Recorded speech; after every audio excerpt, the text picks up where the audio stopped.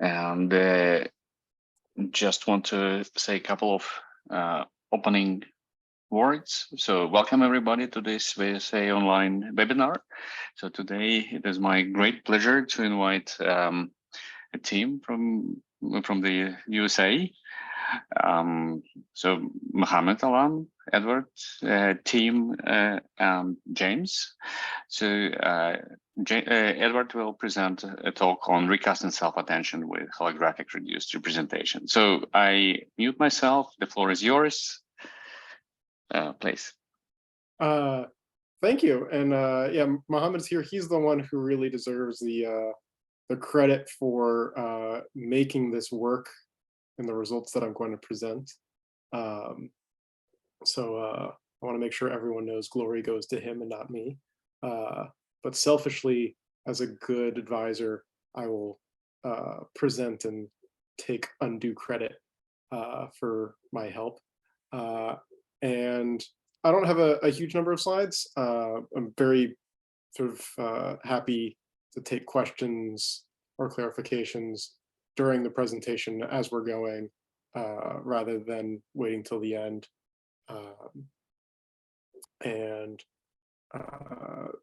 Yeah, this is work that we've been doing on behalf of the Laboratory for Physical Sciences in some fun research.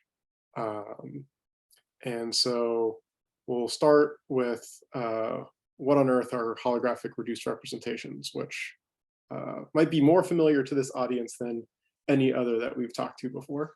But just in case, they are this classical approach to symbolic AI, but using real valued vectors from the 1990s. And you can do cool things like bind concepts together that you might do in a symbolic system. Like we can say there's a red cat and a blue dog, but rather than sort of represent this symbolically in a computer, we sort of assign concepts to vectors. We just sort of pick a vector out of the void, and we just say this vector is going to represent this concept now. And if we do that, we can use this binding operation to create a new vector that is the same number of dimensions and represents the combination of those things. And there's an inverse operator with the dagger here that we can use to unbind something by again performing a circular convolution, which is this circle with the cross through it. And then we can build up with this and represent larger systems symbolically. So we have, like the example here, the sentence S is equal to the red cat, so red and cat about together, plus blue dog. The plus is literal, just normal vector addition. And we get a representation of a red cat and a blue dog. And we can query this representation symbolically to sort of find out what was red or what color was the cat and get numerically approximate results. And so we have here this beautiful picture of a corgi, and we could think about representing it as binding together something like legs and body and head itself could be another object. This can be hierarchical. So head could be a binding of mouth, nose, and eyes together into one object.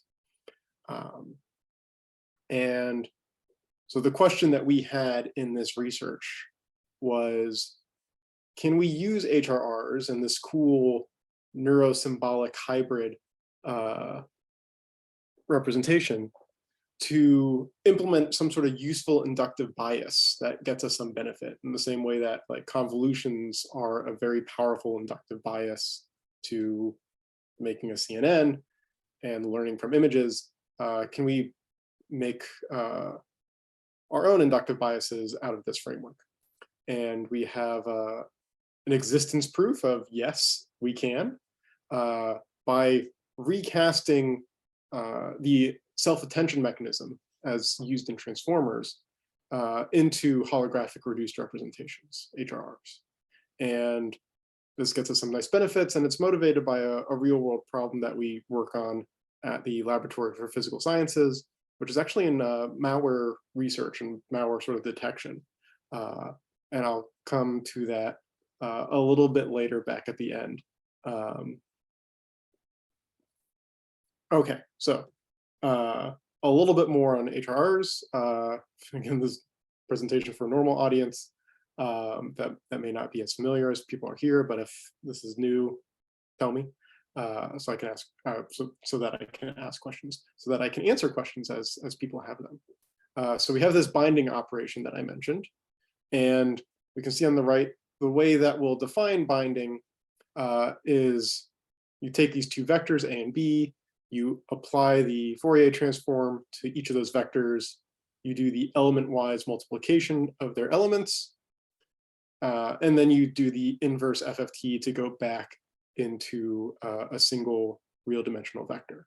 So this is the operation that allows us to bind two vectors together, and they will have the same representational dimension at the output.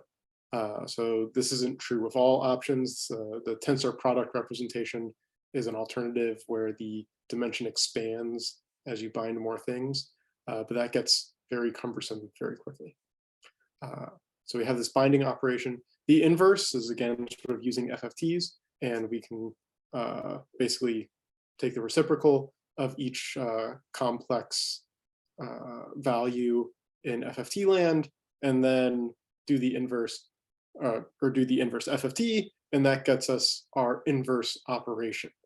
And so we can do useful things like on the left here, we have A bound with B, and we unbind with the inverse of B, and we get a vector that is approximately equal to A. It has to be approximately equal because obviously you can't fit an infinite number of concepts into a single fixed dimensional space. And so the more things we bind together and the more things we add together in a single vector, the more and more noise we are introducing into the system that normally imposes some limits on how many things you can process at once. Now, in order to get these, I'll back up. The inverse FFT, or the inverse operation, is normally numerically unstable because of the Fourier transform. And so a pseudo inverse is often used that is very fast to compute. You just sort of shift all the coefficients over by one and wrap around, or not over by one, but as the equation there says. And you're sort of trading off numerical errors for errors and just sort of doing a different mathematical operation. But these properties hold under the sufficient condition that you initialize your vectors from this unit normal distribution with the variance inversely proportional to the feature dimension size. Really what's important here is that the expected value of the coefficients is 0. So that when you multiply two expected values together, you end up with a new expected value of 0. That's what you really need for the HRR properties to work out. So it doesn't technically have to be normal, but that's what everyone does. And in some of our prior work, we did some results showing you can actually add a projection step that forces the pseudo and true inverse to be equivalent, so that you can then use the pseudo inverse and get the best of both worlds, a fast operation that is numerically stable. But the projection operation itself requires doing another FFT, which is expensive. And we're going to show how we avoid this projection cost and these errors in sort of a clever way in the design of our architecture. So we'll come back to that point. Any questions there before I go on? People can pop in with the chat or like unmute and talk. Either way works for me. So far, so good. All right. So let's talk about self-attention, which is all the rage now. All the cool kids are doing it. because they're very self-absorbed, maybe, or maybe not. And so, oh, I accidentally screwed up the text on this slide. 1 sec. Okay, oh well. So on the bottom of this slide, we have sort of the diagram of what self-attention normally does. So on the left is sort of the simplified sort of way of looking at it. We have 3 matrices, Q, K, and V, which stand for query, key, and value. And you multiply Q and K together, you rescale it by the sort of square root of the number of dimensions. You potentially have a masking operation. You then compute a softmax, then you do another matrix multiplication against that. It's a very strange looking operation at first glance that is not very intuitive what it's actually doing here. Yeah, I'm sorry. You can ignore the text on this slide. I thought I had deleted it and replaced it with something else, but apparently I didn't because I'm a good presenter. So I apologize there. And so when we're applying this attention operation to a larger sequence of things, because the attention operation, it's normally been used for sequences. So if I'm doing some like machine translation here on the bottom right example, I have Anthony Hopkins admired Michael Bay as a great director. And so all of those words become rows in the query's keys and values, each representing a different item in time or a different item in the sequence. And we perform this self-attention operation and we get some result. And in this case here, the same values are being used for the query key and value, and we put them each through their own linear operation so that something different is learned, and that's not the exact same identical values. Why specifically, that's its own sort of tangent, but that's how attention currently works. And we can think of attention as, in more intuitive terms, as a kind of fuzzy dictionary. So our matrix Q really represents a list of queries, hence the name query. And we have a database of our key value pairs. And we're basically, if we were doing a normal Python dictionary object or database, we would only get a return for exact matches, that this value is exactly equal to this value and everything else is just sort of nothing is present. Except this is a differentiable object with vectors. And so we have a fuzzier notion of what value should be returned based on the similarity of each query against all the available keys. So the query key similarity determines which values we're going to return. And we're essentially returning a weighted sum of those values based on how similar the query was to each key. So we can see this here in this fun little example of cat, feline, and potato against keys of kitty, cat, and dog. And so kitty and cat will both respond well to cat and feline. Dog doesn't really match anything here in particular. Potato doesn't match anything in particular. And so we should get values similar to kitty and cat for the first 2 queries. And the third one is just going to kind of return something because it has to. And that would be an instance where the model would then learn to adjust and make a vector more similar if it needed to represent some concept or something. But so that's the overall logic of what self-attention is really doing. And we can represent that same kind of logic with the HRR operation or operations, right? So if we a say question here. Yes. Sorry. Yeah, just wanted to clarify. So you're showing only one vector weights. Shouldn't we have one vector per each query? Like cat should be characterized in terms of like weights to kitty, cat, and dog, and the same for potato, etc. Yeah, that's right. So right now I'm keeping it with sort of one query and sort of one value. Okay, so assuming one Simplify. query, okay. Mhm. Yeah, to simplify the process. And then when we talk about how do we really make the whole thing, we'll show the multiple queries. All right, yeah, sure, thanks. Yeah, awesome, great question. So yeah, so we can create our dictionary of key value pairs by binding each key with each corresponding value and summing all of them together into one single vector beta. And so now we have one compact representation of the entire query key database, which is already a big advantage because normal self-attention has quadratic computation and space complexity because you end up doing an all pairs search for every query against every key. And that's painful and it's slow and we don't like it. So now all of our key value pairs have been reduced to a single vector. So we can just do operations on this one vector, which immediately gets us some large computational savings.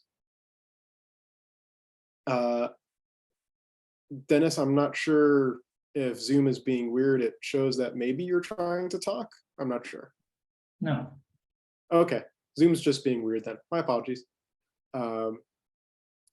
Okay, so we have our single vector beta representing our database, and then we can use HRRs to query this database and see if some object is or is not inside of it.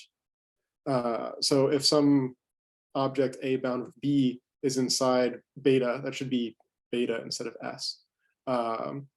Then when we perform this dot product operation of either component of it, we should get a value approximately equal to 1.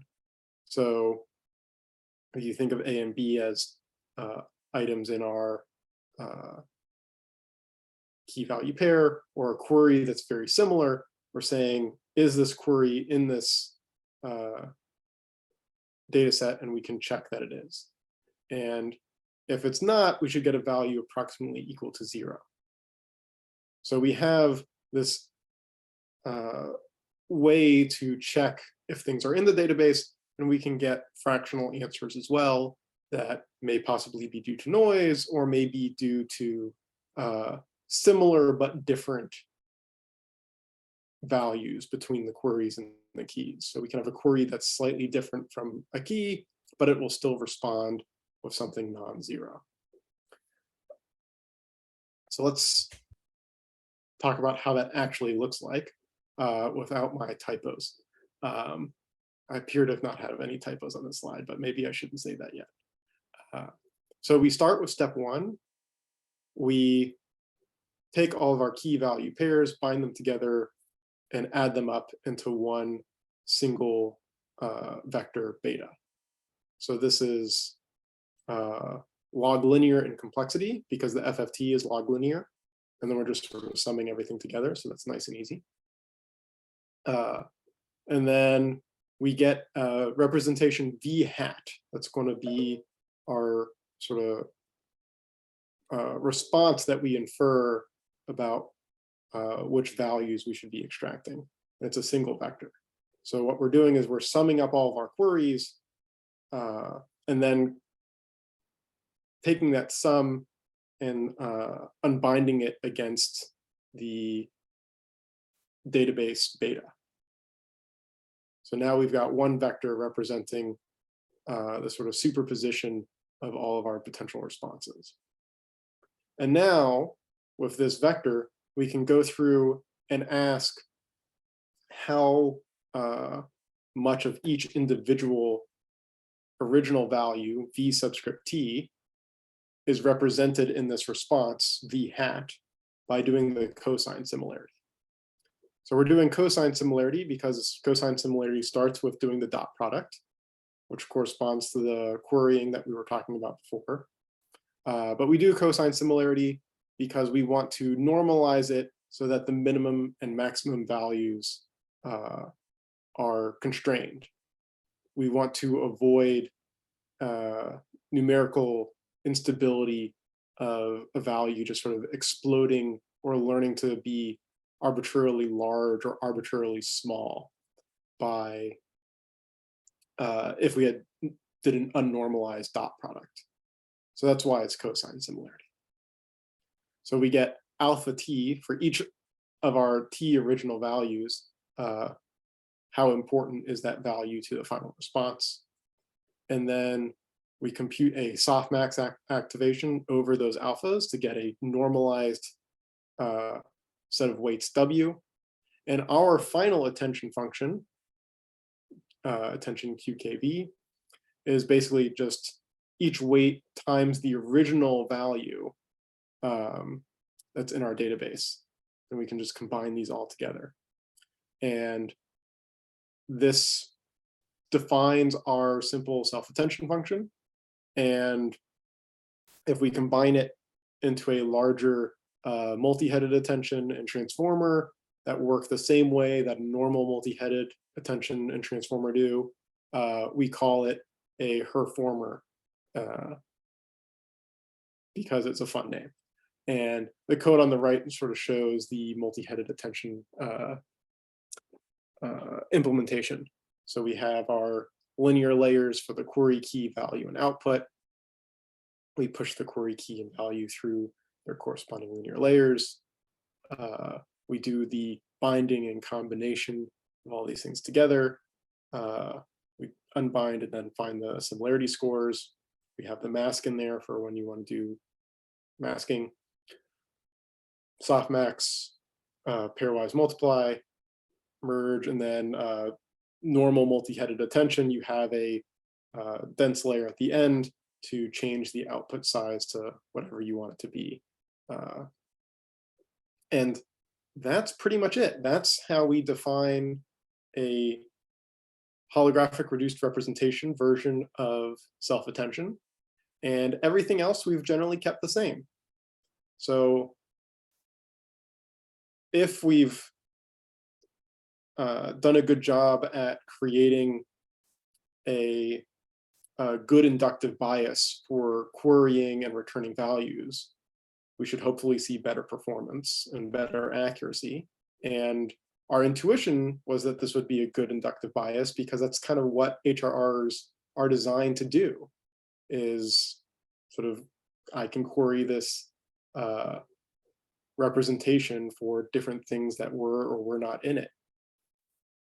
And the nice thing about everything we've done here is, at worst, no step is more expensive than log linear in complexity. So we get something that is log linear in total complexity rather than quadratic as the original attention mechanism, which makes our lives much easier in the long run. I'll pause there and see if this makes sense, or I can jump to results. Yeah, so I had a question here. I was look through your paper last week. It's very interesting because you're doing a massive amount of basically compression of resources, far beyond just replacing matrix multiplication with convolution. And that's what I wanted to check, that I was understanding, that you're actually, so if you had a sequence of length 123, then you'd be superposing 123 key value bindings, right?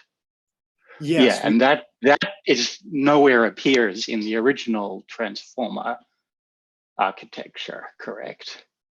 Correct. It's much more independent for each sequence position. Yes, we're doing a very, very aggressive amount of information compression here. And yeah, okay. In some ways, it's surprising that it works. I was extremely surprised. I'm still surprised. Well, we can also, Mohammad has a wonderful paper that was published to ICML earlier this year, doing some other interesting abuses of the HRR to sort of perform one-time pad style encryption with a neural network, where you decide, here's my secret, and I bind it to the input, and I push it through the network. I get some garbled response, and then I need to unbind with my HRR secret in order to get the output of the network. So after we were able to get that to work, which sounds insane, but it works pretty decently. I think we felt more comfortable pursuing this idea because it felt less crazy than what we had just gotten to work. Okay. Yeah. Okay. Oh, thanks. Yeah, I just wanted to verify that I was actually understanding correctly what you're doing. And the thing that enables it to work for you is that you're normalizing so that they have equal magnitude in the frequency domain, each element, right? So that the approximate for the individual vectors. We actually aren't. We get it. We'll get at that in a moment. Okay. Actually, I think it might be the next slide. Yes, it is. So originally we implemented that normalization step, and it did work with that. And Mohammad was like, "No, I think I can get rid of it. I think I can do better." And he was able to remove it and get it to still work. And what happens is, so we're adding things together and querying against something. So like I've got A bound with B plus C bound with D. I'm querying against some value alpha that's in there. It's literally the first part of the equation, so I should get something approximately equal to 1. Or I could do the same thing with Z, which is not in the expression, so I get something approximately equal to 0. So if we pretend we have 2D data for a moment, and we query for A plus Z, which is basically representing an object inside the expression plus some noise term, we get this expression. And the particular values are not important. But what is important, if I then search for a different expression, C plus Z, so I'm querying for a different item that is there with its own sort of noise term, I get a very similar expression with similar coefficients. And the two Z's don't matter that they're the same or different, so long as they have this mean zero property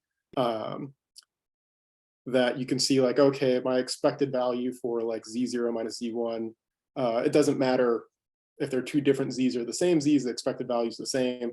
And so what we get is we get two different expressions querying different things that have similar magnitude noise terms.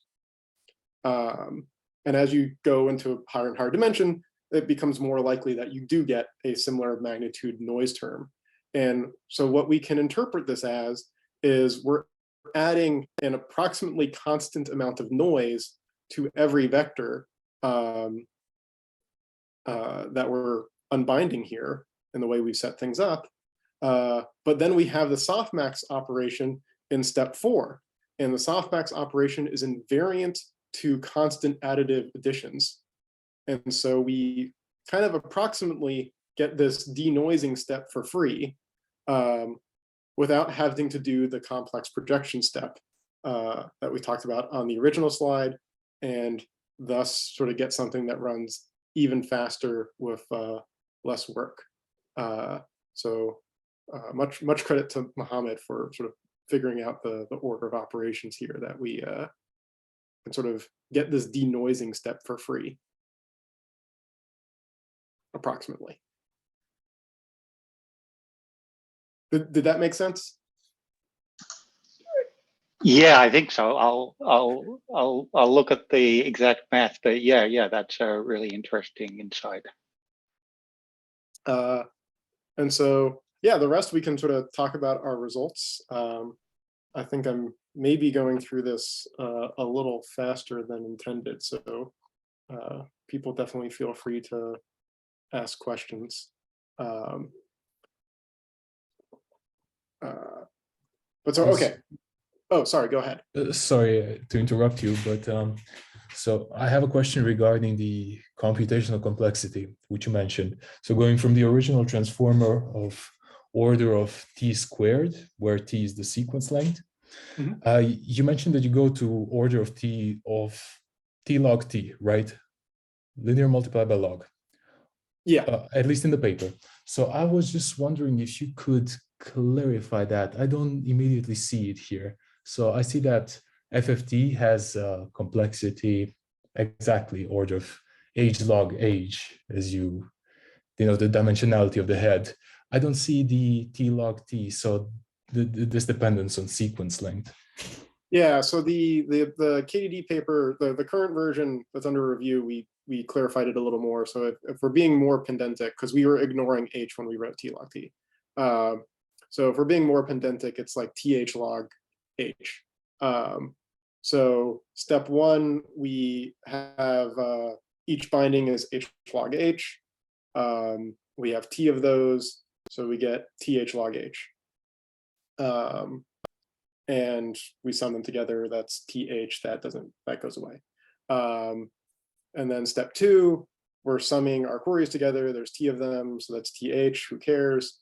One inversion, that's h log h, and then a binding, h log h again. And then here, step three, we have t different cosine similarities to compute. So we already have VT for everything. We don't have to do anything there. Those are passed in. And we have V hat, which is a single vector. So we have just order h t times. So that's th. So that gets thrown away. That's still less than th log h. Softmax, that's easy. That's order t. Throw that away. And then our final result, we have t vectors of dimension h that we have to do some scalar multiplication of. And so we get th again, throw that away. So the most expensive step was on order th log h. Okay, cool. Thanks for clarifying. Yeah, absolutely. I was going to kvetch about a reviewer, but I'll bite my tongue since we're being recorded. Okay, so results. So there's this very nice benchmark called the Long Range Arena that is meant to test transformer architectures on how well they're able to learn over some very long sequence classification problems to be a kind of stress test. So the tasks are on the top. So list ops, text, retrieval, image, path, path X, and the average score. And in parentheses is the length of the sequence under consideration. So it ranges from 1K tokens up to 4K tokens, and with path X at 16K tokens, where life is miserable and we suffer nothing but pain, and so we don't talk about it. But for all the other ones, we've got these great results that we can go back and compare against what's the published results for each of these methods without needing a gazillion GPUs that we don't have to rerun everything under the sun. And in this table, I've highlighted in red every time something does worse than the original transformer. And what you see is there's a lot of red here. So people have been doing a lot of work to try and make transformers faster, smaller, lighter, and generally been giving something up in the process of doing so. So you can see like linear transformer, reformer, sparse transformer. They're generally faster or smaller, sometimes both, but they're doing worse by one of these benchmarks. And so in some ways, it's not too terribly surprising that none of these have particularly caught on very well, because you're giving something up in terms of accuracy. And when you're submitting your papers, everyone wants to see the top accuracy. And so then people get sad. And so people don't use it. There's only two options that don't suffer a regression compared to the original transformer. One is this Luna 256, which on the long range arena does better. And the other is our performer. And okay, that's good. And in bold here, the bold row or bold values are the best in a column, underlined are second best. And so you can see we're generally doing best or second best for most of these measures. And when we're not, we're usually pretty close. So that's good. That's nice. And if you look at the total average score, we're in third place, but not very far behind. But there's two things that are very interesting here. One is all of these architectures are, I believe, 6 to 9 layers. Mohammed can correct me if I'm wrong, depending on the task. And everyone sort of takes the same number of layers, the same number of neurons per layer, and does the same thing. And that's what we have in our performer multi-layer column there. What's interesting is that with just a single layer of the same size, so we didn't do a single big layer, we just chopped off all the top layers and said, well, we're just going to use one. So if we use just a single layer, we're able to get basically the same performance and do really well. So that alone allows us to make things smaller, faster, lighter, train faster. And the other nice thing is that everyone has sort of been training for 200 epochs, because that's how much they've needed to sort of converge to some good results. And our general result is that it only takes us 20 epochs to reach convergence, which is great. That's another way to be faster, is if I only need 20 instead of 200, I'm 10 times faster already. So that's good and supports our argument that this is a useful inductive bias, that attention is basically just doing query key lookup, and we've implemented something that is more directly designed for that intended purpose, where if we look back at the original attention, like it's just doing a big dot product. That, like, how is a dot product really that intuitively query key based? I don't know. But the HRR is. And so we see faster convergence. So yay us. So that's already quite exciting. I think I heard some. Quick question here. I mean, it sounds like you have a massively lower number of parameters as well. Is that in any of your tables? Yeah, we'll skip one slide and go back. Or if it's coming, that's fine. Just proceed as you were. All right. So we see these results and maybe oh, Dennis, yeah, question.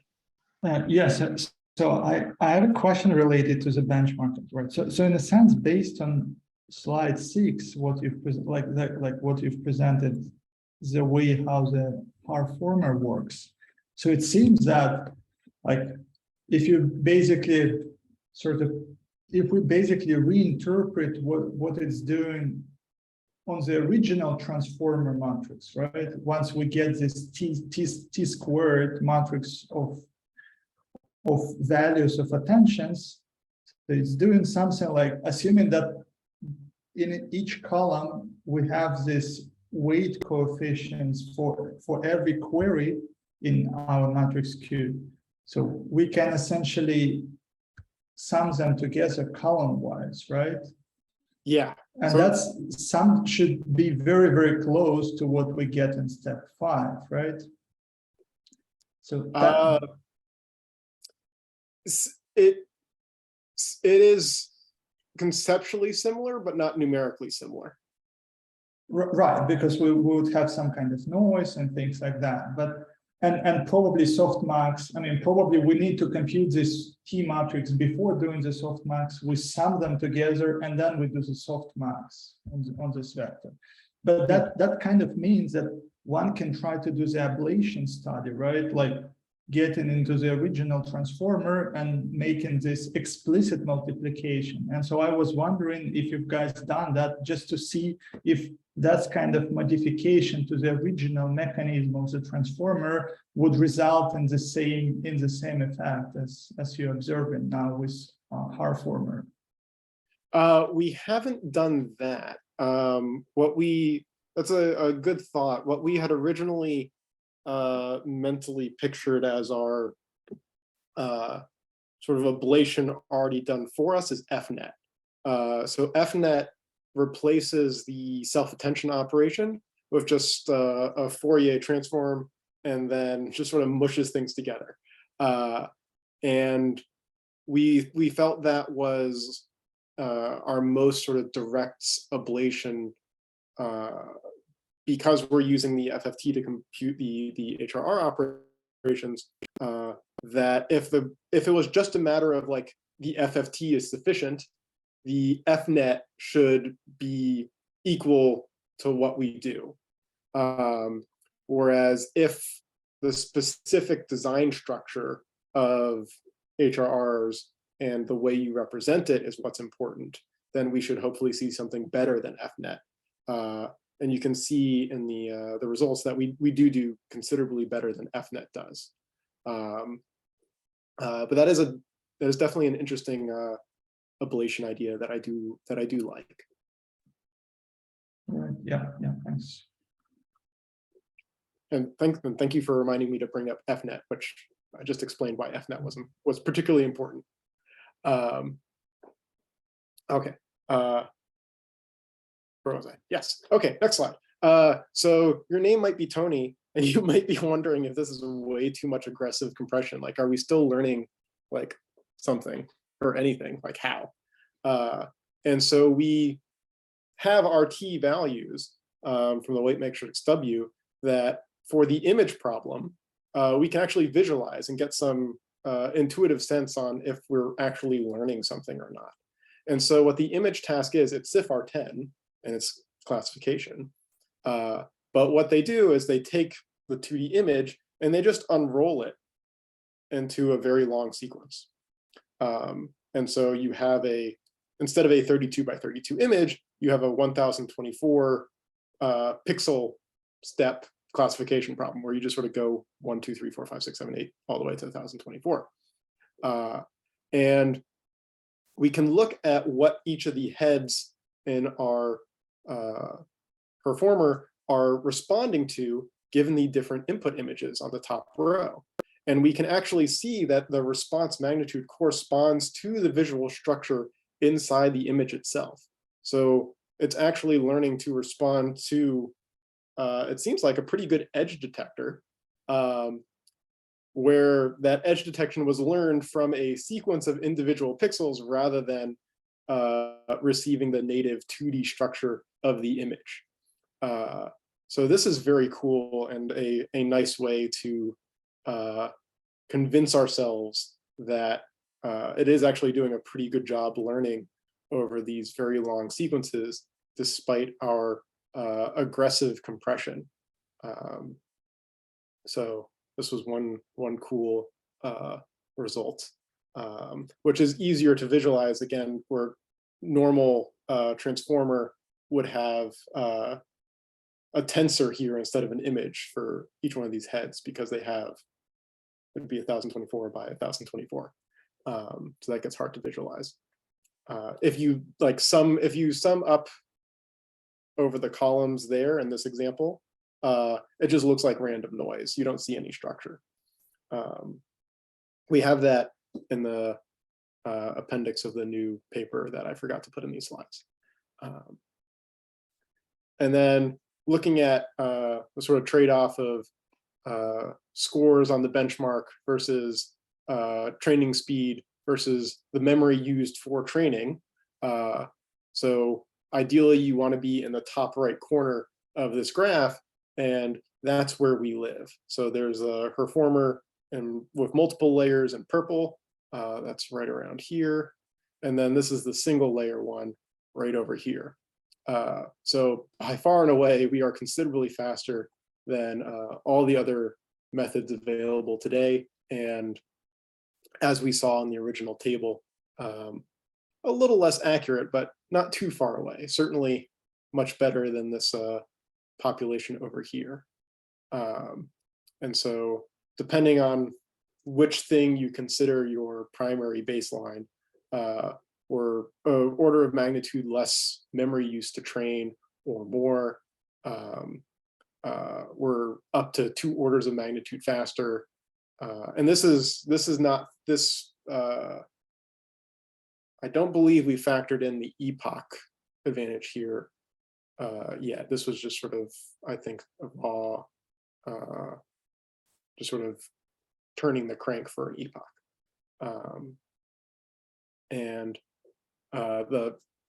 Sorry, I think I didn't maybe state explicitly the size of the dots is the number of, is the amount of memory used for training.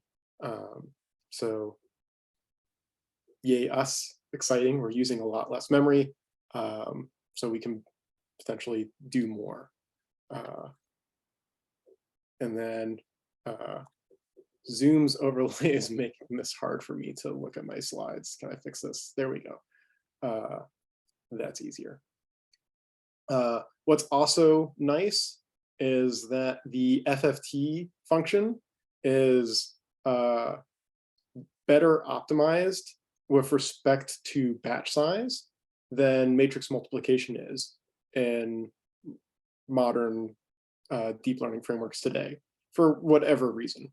And so what we're looking at here is the inference time. So I need to make predictions. I want to deploy this model, and I want to be fast and have low latency so that I can do whatever task I'm trying to do for some user. And the timing is how many seconds per item I want to, or the number of seconds per item to make that prediction. So you can see the normal transformer is highly sensitive to the batch size in terms of its computational efficiency. So 44,400 seconds if you're just doing a batch size of 1 and not waiting for another data point to come in. If you wait for 32, which is generally a little on the too large side for a lot of inference situations or deployment situations, you can get it down to like 178. Whereas our model, for a batch size of 1, it's only 48 seconds. And the gap between batch size of 1 and batch size of 32 is not so big, 21 versus 48, so a little more than a 2x difference. And you can see we've really, it plateaus pretty quickly in terms of sort of maximizing throughput. So again, a nice benefit making our approach potentially more deployable than other methods. Any questions here before I go on?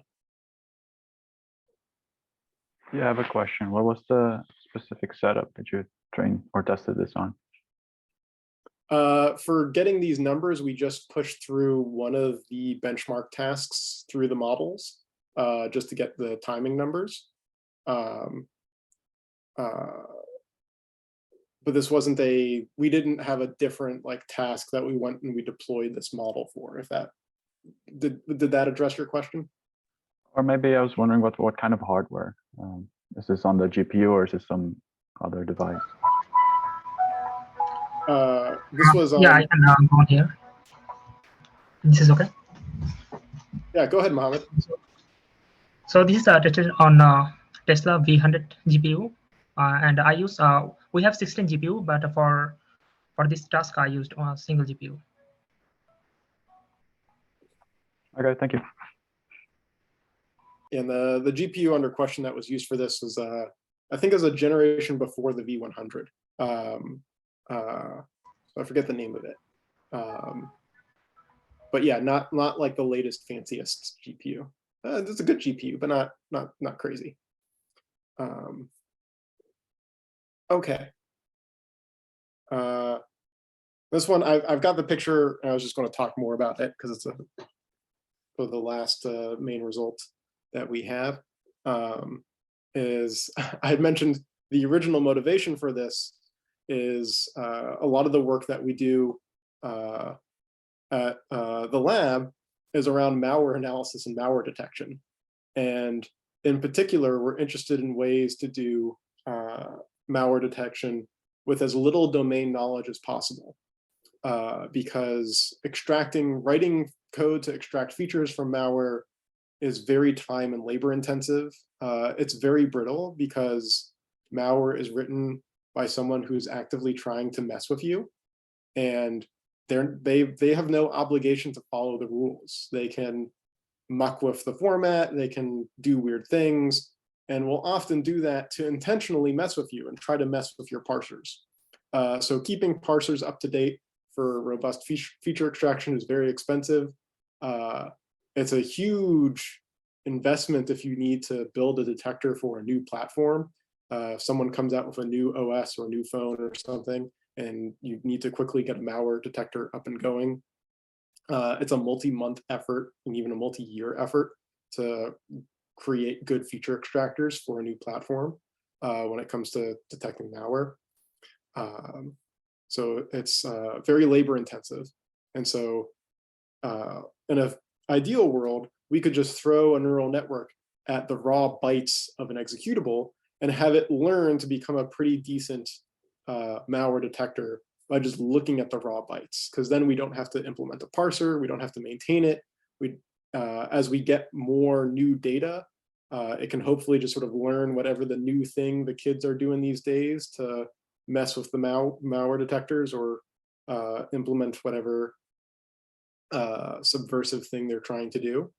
And it's never going to be the most accurate option, but it's a very valuable and important option in terms of sort of maintenance, response time, both in terms of getting something to deployment, but also running something, because parsing is very expensive to do, especially in the malware space. And so, okay, could we run a transformer on just the raw bytes of an executable and have it learn something? So this was the motivating problem, because a 2 megabyte executable is pretty small. That's a pretty small binary.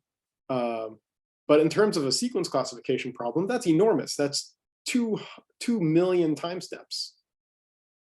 That's much larger than what generally anyone's ever working on when it comes to sequence classification. And then a 200 megabyte executable, that's not that unusual. That's like if you download a browser that you just did that, easy. Sequence classification, that's sequence of 200 million time steps. So that was the North Star that we wanted to make progress towards.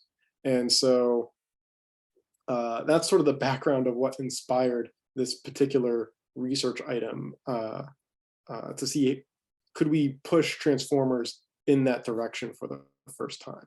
And what we have here is some of those results. So on the left side is accuracy. English is my first language, I apologize. You'd think I'd be better at it. Accuracy is on the left side, execution time is on the right, and the x-axis is the maximum sequence length. So we started with like 256 bytes and just sort of truncated at 256 bytes. And we pushed it all the way out to 8,000 bytes. And you can see the performer with the purple crosses gets better and better and better as we increase the sequence length until it eventually becomes the best option, getting around 92% accuracy. I want to note in particular here, Luna 256, which Luna 256 and the H transformer 1D, my least favorite named transformer. Those two had the prior best results on the benchmarks, the long range arena. So we see here, Luna is actually the worst option.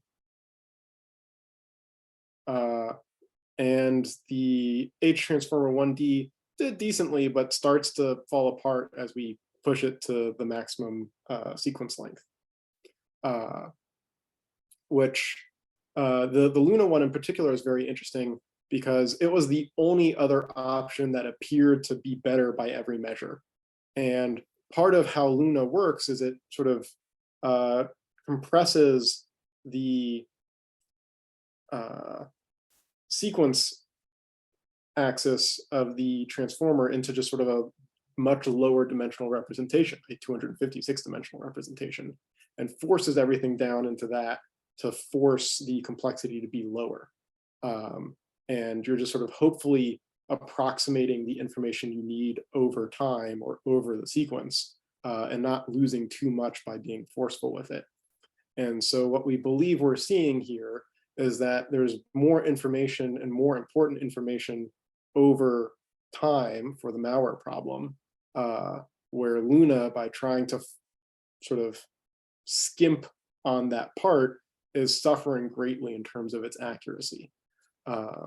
Where the only price we pay is more noise, but we have this cool sort of softmax step that effectively removes a lot of that noise for us.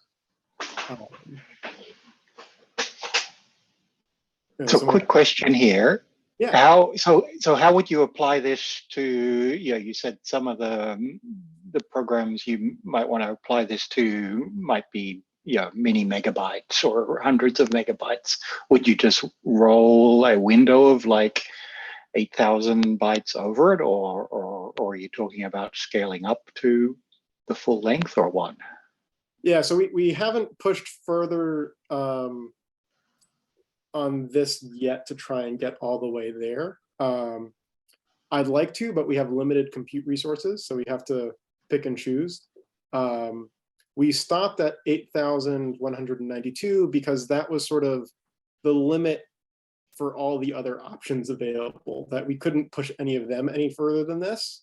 And so we didn't have anything to compare against if we tried to push the Herformer further still. It's still on my personal to-do list, but I'm not sure.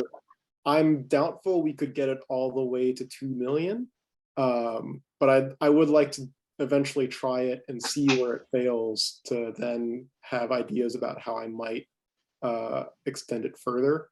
But we just sort of haven't gotten to that point yet, as we've been testing some other ideas that are currently cooking in the oven, as it were. Okay, thanks. Cool. And then on the right is the obligatory, how long did it take?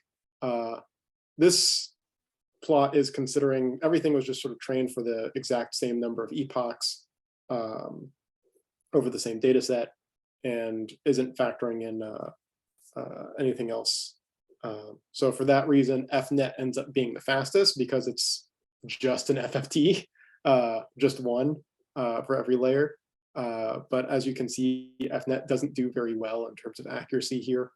And then the second fastest is our Herformer, which does quite well. And then everything else is just sort of exploding up over time. And you can actually see Luna does quite poorly here in terms of its computational complexity as we keep pushing up the sequence length. And so does the H transformer 1D as we go past 1024. So those are maybe not quite as scalable as advertised when we sort of keep really pushing out towards the limit. And yeah, that's basically what I got. My hope is that like it's short because I think the idea is fairly straightforward and fairly simple, and seems to work surprisingly well. There's a lot of places we want to take this and explore, but compute is a limited resource for us, so we try to be a little careful and judicious about what we try next. But yeah, that's what we've done. Or really, again, what Mohammed's really done the most of. I just sort of be a naggy advisor and say, oh, have you tried this? And he goes, oh, I tried it and didn't work. And then Mohammed says, oh, I tried this myself and this works really, really well. It's like, okay, good. Thanks, Mohammed, for making me feel smart. And on this positive note, I would like to thank you, Edward, for the great presentation, and Mohammed for producing this bulk of work. So that's great indeed. So do we have any extra questions? So I think we had a pretty good discussion during the talk. I have maybe one last question from my side. So I was just wondering, Edward, so given that, sort of getting back to that point, that so we now, from like after doing the cosine similarities, after doing the cosine similarity and then measuring the similarity to the vectors that we have in the value matrix, right? So step 5, we're gonna get a single vector, right? And then once we apply it to the value matrix, so in principle, so what the value matrix is going to be, right? It's going to contain individual entries of the value matrix that are weighted by this vector from step 5, right? And that's what's gonna go to the next layer of the transformer or Harformer. So do you have any intuition, like, could that be a reason why, like, there is no much benefit on adding extra layers? Because in my understanding, like, part of the sort of new information in original transformer comes from these mixtures, because in the original one, right, like after doing the attention, so once we output the matrix from the attention layers, so that's going to be a weighted superposition of the entries of the V matrix, while here it's going just to be individual entries of the original V matrix that are scaled by different amounts. And so once it goes to the next layer, I mean, would there be anything interesting happening then computationally? Yeah, I think Mohammed and I were actually just talking about this earlier today. There's a interesting paper that was put on arXiv October 2nd with the title of something like Single Layers Are the Way Forward for Transformers, where they took a bunch of NLP problems and they just made a transformer that was one layer really wide with the same about number of parameters as a multi-layer transformer, and found that they were able to get basically the same accuracies, maybe a smidge better. So I think I think that opens a lot of questions on how well do self-attention architectures benefit from depth versus just straight up parameter complexity. And I don't have a good answer to that question yet, but I think it's very interesting to see someone come up with a independent sort of kind of replication of that result we had, where there's no communication between us at all. That just sort of came out just as we needed it for a rebuttal. Mohammed put the link into the chat for everyone. Thanks, I don't yet have a good mental picture for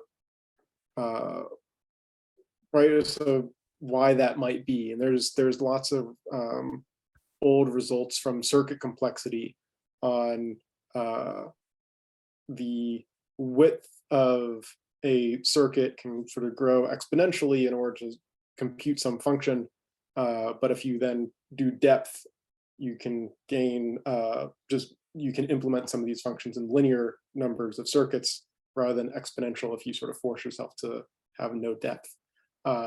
So we have these long-standing theoretical results that tell us depth is good, and we've sort of all heard Jan and other luminaries of the field talk about the importance of depth. Part of me wonders,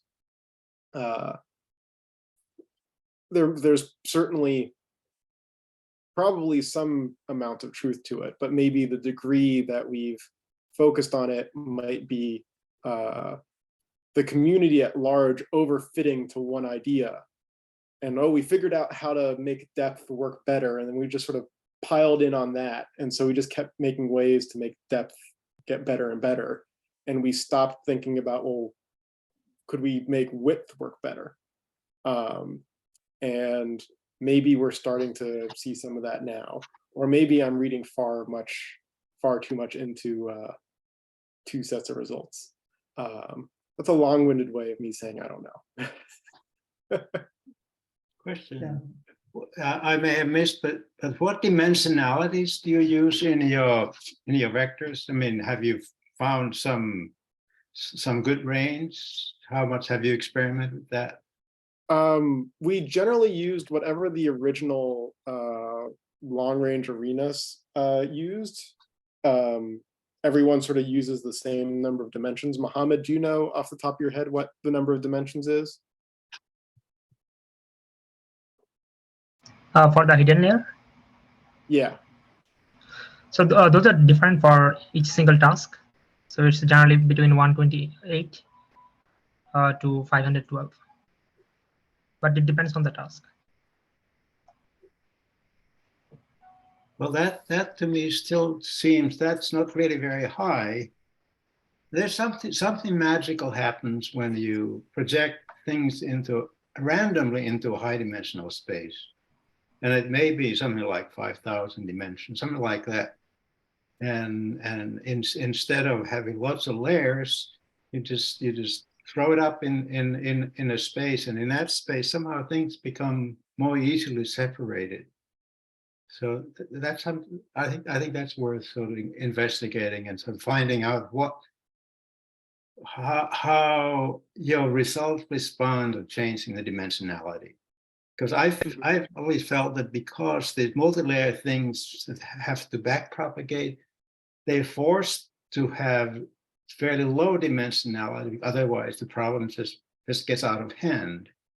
But when you project into high dimensional space, many things that originally were not linearly separable, they become linearly separable, and that works for you in more than one way. I mean, it takes care of overfitting, for example. It allows you to do continuous learning, which is sort of desirable property of these things. So don't be afraid of dimensionality. I guess that's what I wanted to say.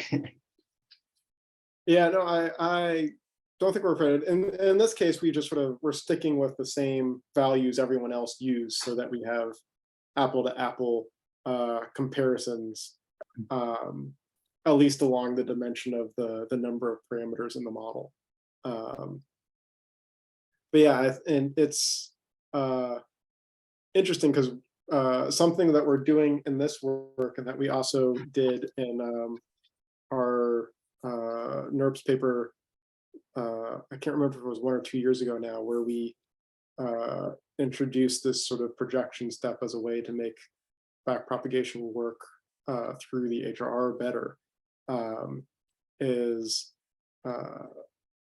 again, like if we go back to this example, our dimensionality is less than the number of concepts that we're pushing into the HRR vectors, which is very apprehensive at first, because some of the original theories is like, oh, that's going to have a huge amount of noise. Like this shouldn't work. But it turns out it does, I think in part because there is redundancy in data. Like a lot of the pixels have similarity, and so you get a lower, what I'll say, effective number of items that are embedded inside of the HRR representation.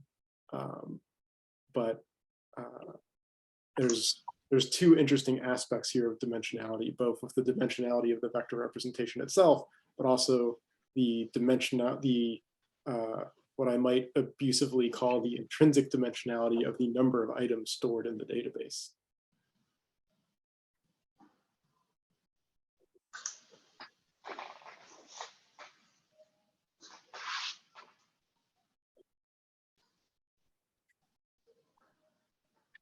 Tony, do you have? Yeah. So how far away are you from like trying this on building a GPT-3 style sort of magnitude network? I know those things cost huge amounts of resources and vast amounts of energies to train, but if this is much faster. Yeah, the lab ourselves directly. I say ourselves. I'm a dirty contractor, so I can't promise or obligate anything on behalf of the United States federal government. But we do not have the compute resources to really go after something of GPT-3 scale directly ourselves. We need partners to do that. Both because like even if we're smaller, there's still parameter tuning to be done to different things to experiment. Nothing ever sort of works so easily the first time, and we don't have the resources to do that and anything else. So unfortunately, nothing there. I'm not allowed to go into too much detail publicly until we sort of go through a release process.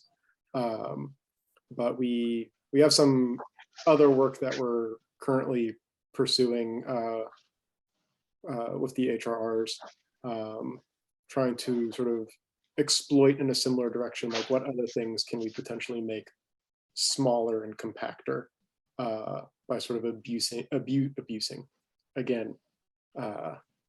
Think I'd be better at English. Abusing the amount of information we sort of force into one representation. Okay, interesting.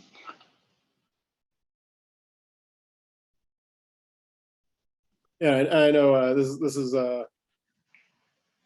in your unique background. I'm sure some of the folks at the lab would be interested in chatting about some of these details offline if that was of interest. Yep, for sure. Cool. Any other questions, thoughts, concerns? Well, let's wait some seconds to see. Well, if not, then I mean, people who have questions, they can write you an email, or we have an email list. Are you part of our email list, Edward? I have no idea. Then you will be part of it. I will make sure. Yes. Cool. But listen, thank you very much for this talk. Great indeed. And just for the statistics, at the top of attendance, there were 23 people listening. So which is really great. And I know in some places, so people sit in the room, so it might be some more. So that's a great figure. And yes, one more message to the audience. So now I'm compiling a program for the spring session of VSAONLINE. So if you have any cool topics to present, so please send me a message. But to conclude this this webinar, so I would like to thank Edward once again for this great talk. So we'll keep in touch. So stay tuned. Sounds great. Thank you all very much. And thank you, Mohammed. Thank you. Thank you both.